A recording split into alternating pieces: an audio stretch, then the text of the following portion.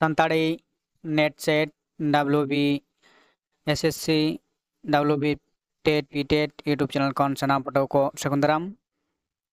तीन दोबन गलमारावा जे नोडे पे नेल दाड़ेक कना जे SNT 101 मेजर यूनिट सानताड़ी पारसी रिया अमनम ओरिजिन ऑफ सानताली लैंग्वेज नोआ जहाँ 101 पेपर कना ग्रेजुएशन लेवल रना जहाँ मेजर लेकर सानताली जाए ऑनर्स दाय नोआ पेपर ना जहाँ पहिलो टॉपिक मेना अकदा ओना पहिलो टॉपिक दो हुयुक कना जे नोआ नोडे बन नेल दाड़ेक कना जे यूनिट 1 रे मेना अकदा ऑस्ट्रिक पारसी घारंज ऑस्ट्रिक लैंग्वेज फैमिली तो नोआ पहिलो यूनिट जहाँ मेना अकदा ओना रना तेहेन दो आबो बन चिकाया जहाँ दो बीए ग्रेजुएशन जहाँ फर्स्ट सेमिस्टर ना जहाँ फर्स्ट पेपर कना नोआ दो ओना रना जहाँ पहिलो यूनिट रना अकदा ऑस्ट्रिक पारसी घारंज नोआ दी कते तेहेन गलमाराव आबन एबं नोआ हुयुक कना जे पहिलो वीडियो जहाँ दो ग्रेजुएशन कोआ मेन हुयुक कान तेहेन जे ग्रेजुएशन रेन जहाँ पठुआ को मेना पेया उनको लगे नोआ वीडियो दो तो चलो तबे नोआ वीडियो ते बन एतहब लगी आर बन नेला जे चेद चेद पढ़ा हुयुक अकदा नोआ रेना नोडे मिदटांग छक तलाते आबो बन नोडे बन नेला जे नोडे ऑस्ट्रिक पारसी घारंज हेसे ऑस्ट्रिक पारसी घारंज रे ओका ओका पारसी को मेना अकदा आर ओना बो बाडाया आर ओना पारसी को रेना मेन तायम तायम आरा बन नेल दिया जखन बन पढ़ा तायम सेन उन बन नेला जे ओना पारसी को मिदटांग पारसी इदि कते बाडाय हुयुक ताबोना ओना पारसी रेना गुण एबं ओना जाति रेन मानमी कोआ जीवन धारणा से उनको इदि कते आबो जेलेंते बाडाय हुयुक ताबोना तो ताहले नोडे आबो पहिलो बन नेला जे नोडे जहाँ ऑस्ट्रिक पारसी घारंज नोडे नेलोग कना तो नोडे छक तलाते नोआ हाटिंग को बन नेला चलो ताहले बन नेल लगी नोडे नेलोग कना ऑस्ट्रो एशियाटिक आर ऑस्ट्रोनेशियन तो नोआ हुयुक कना मुरुद जहाँ ऑस्ट्रिक पारसी घारंज रेना जहाँ चांगा मुरुद चांगा दो नोआ कना ऑस्ट्रो एशियाटिक मिदटांग आर ऑस्ट्रोनेशियन इना परे जुदी बन नेला नोआ आरो हाटिंग कना आयमा थोक रे जे ओना को दो हुयुक कना नोडे बन नेल दाड़ेक कना कोलमुंडा तारपर बन नेल दाड़ेक कना खासी निकोबरी तारपर बन नेल दाड़ेक कना मनखमेर तो नोआ को दो चेद कना जे ऑस्ट्रो एशियाटिक रेना आरो चांगा पारसी चांगा कना हाटिंग को दो नोआ को दो नोआ पेया चांगा ते आरो हाटिंग कना इना परे आरो बन नेल दाड़ेया जे नोतेना जहाँ मेना अकदा नोआ हो जुदी बन नेला नोडे नोआ हाटिंग को ताहले ओना हबन नेल दाड़ेया जहाँ दो नोडे बन नेल दाड़ेया कना ओशियानिया आर इंडोनेशिया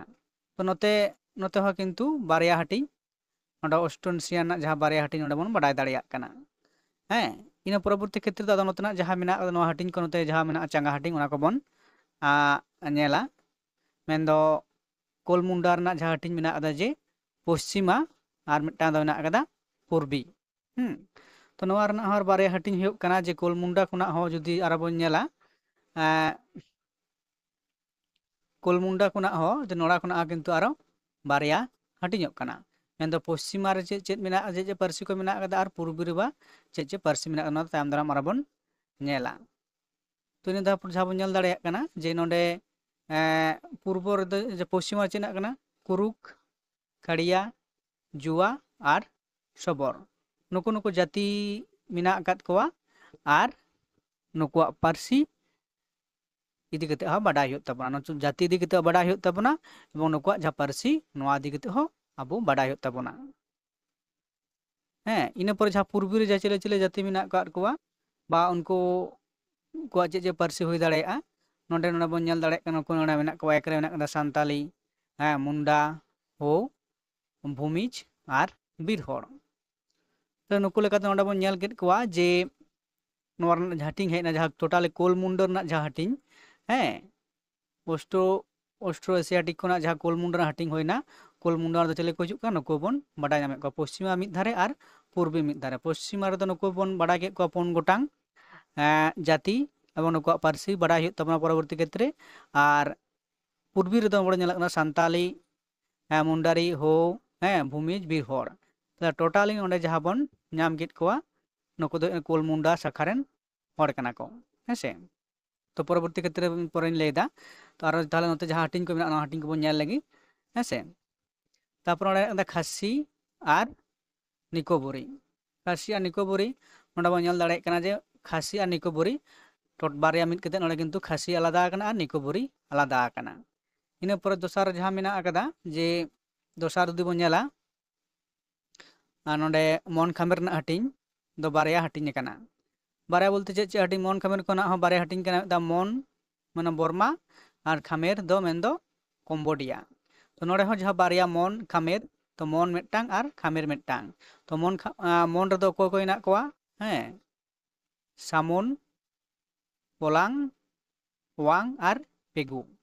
नुकु नोडे मेना गाद कोआ टोटाल 9 गोटांग हैं तो ओना लेकाते नोआ धारे बन तो खामेर रे जिले जिले ना कोआ हैं कम्बोज मालाक्का तियेन बाहारान मेंदो इंदोचीन तो नोते नुको बन बाडाय केट का मन खामेर खोना खामेर रेन और मन रेन तो नोआ लेकाते टोटाल नोडे जुदी 9 गोटांग नोडे ना कोआ 9 गोटांग 10 टी इना पर जहां नोते बन नेल दाड़े कना जे ऑस्ट्रोनेशियन रेना जहां हटिंग नोडे बन नेल लगी चे मेना आकदा तो नोडे हो दो बन नेले कोआ ओशियानिया रे चले तिना हटिंग ना कोआ हैं फिजियान तापरे सामोयान टोंगान बा ताहाती हावाई और पापुआ तो नोडे हो जुदी बन नेल कोआ तिना गान मेना कोआ 3 गोटांग मेना काट कोआ 3 गोटांग रे हटिंग नुको ओशियान रे नुको मेना काट कोआ जाति इना पर जुदी बन नेला नोते आरो दो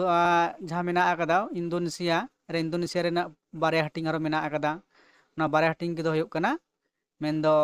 मिटा दो होयो कना मालय जाभा आडा पश्चिमा मालय जाभा रे जुदी आरो बन नेल को नाले 3 गोटांग मेना आकाद कोआ मेनदो मालयी जाभा हैं सुमात्रा सालोन तांगाला और पापुआ हैं नुकु नोडे हो किंतु 3 गोटांग जातिया कथा नोडे बन बाडाय दाड़ेया कना हैं मालय जाभा रे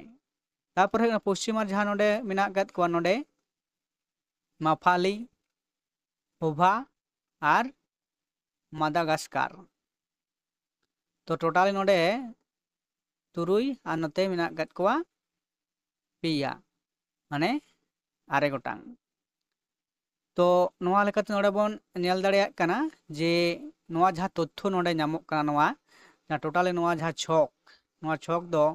ओकाखन सुकुमार सिकदार और शारदा प्रसाद किस्कू हैं खेरवाल बाईसी जहाय अनुदित और सम्पादित रामदास टुडुआ खेरवाल वंश धरम पुथी रे नोआ चितर जहां किन नाम अकदा दो नोआ लेकाते नोआ छक उनकिन किन बनाव कदा तथ्य जहां दो नाम दा नोआ छक ना तथ्य तो नोआ पुथी खुना नुकिन गंके नोआ ऑल पुथी खुना जे नोआ रना तथ्य चितर बन नाम दाड़ेया कना मेन दो अस्टिक पार्सी घरांच ना जहां नोआ छक नोआ पुथी तलाते बन बाडाय दाड़ेया कना तो नोडे आर मिदटां कथा मेना आकदा जे नोआ पुथी खन बन बाडाय केदा हेसे तो टोटाली नोडे जहां बन नेल केदा नोआ छक तलाते जुदी बन नेया परवर्ती क्षेत्र रे हैं जहां दो जाति विज्ञान से आदिवासी को दिगते जेलेंगते पड़ा आयो कदा ओना दो ओंडे जहां बन नेलदा कोलमुंडे गाताक रे जतोगुलो मेना आकाद कोआ नुकुआ परवर्ती क्षेत्र पड़ा आयो कदा मेनदो नुकुआ पूरा जीवन यात्रा नुकुआ पारसी हैं नुकुआ लाकचार नुकुआ ओड़ा दुआर हैं नुकुआ जमन्यू तो नुकु इदी कते परवर्ती क्षेत्र परवर्ती जहां यूनिट मेना आकदा ओनारे नुकु पढ़ाव को हुआ हेसे तो नोआ दो होइना तो इन परवर्ती क्षेत्र आर मिदटां जहां मेना आकदा मेनदो आटान छक नोडे हो जुदी बन नेला तो नोआ छक बन नेल लगी नोआ दो एटा अनलिया छक से उनी लेकाते उनिया मत लेकाते नोआ कदो हटिंग कते नोडे उदुग सदर कदाय तो नोआ छक बन नेल लगी तो नोडे नोआ हो जुदी बन नेला ऑस्ट्रिक ना जहां हटिंग मेना कदा नोडे हो किंतु बारे हटिंग कदाय ᱦᱮᱸ অস্ট্রো এশিয়া আর অস্ট্রোনেশীয় হ্যাঁ অস্ট্রো এশিয়া এবং অস্ট্রোনেশীয় তো টোটাल बारया हाटिंग कदा नुई अनलिया हो नोडे तापर दोसार थाक रे चेद हाटिंग कदा तो मुंडारी मनखमेद खासिया और निकोबरी नोआ लेकाते नोडे ऑस्ट्रो एशियो जहाँ मेना कदा नोडे पुनिया हाटिंग नामक कना पुनिया चांगा तो नोआ पुनिया चांगा नोडे खुना आरो जुदी हाटिंग बन नेला जुदी मुंडारी खुना जहाँ हाटिंग ओना दो हुयुग कना खेड़वारी पारसी और मिटा दो कना एटा उपपारसी उपपारसी एरपर जुदी बन नेला खेरवाड़ पारसी रे चेद चेद पारसी को हिजुग कना सावताली कोड़माली माहाली मुंडारी भूमिज बीरहड़ कोड़ा हो तुरी उसुर और पुरवा तो नोआ को हिजुग कना खेड़वारी पारसी रे और इन पर बन नेला जहाँ एटा पारसी को मेना आकदा तो एटा पारसी को मुद्रे नोडे मेना आकदा खड़िया सबो निहाली गदा पित्तादि होई को है से नोडे मेना आकदा जे एटा तो एटा पारसी रे जहाँ नोडे बन नेल दाड़े कना एटा पारसी नोडे होई कोआ जे खड़िया सबोर निहाली और गदाबा एटा पारसी नोडे होई कोआ तो नोडे ऑल तो हिड़ी होई कना जायहोक तो चौक बनाव रे नोडे हिड़ी होई कना तो नोआ एटा उपपारसी रे नोआ को होई कोआ हैं तो नोआ जहाँ तथ्य सूत्र दो चेद होई कना जे नोडे डॉक्टर धीरेन्द्रनाथ बास्के गमकेया ऑल सान्ताली भाषा और साहित्येर इतिहास पुथि खन नोआ जहाँ छक से नोडे नोआ तथ्य सूत्र बन बाडाय नाम दाड़ेयाग कना ऑस्टिक पारसी रेना घारंज इदि कते जहाँ तथ्य सूत्र नोआ दो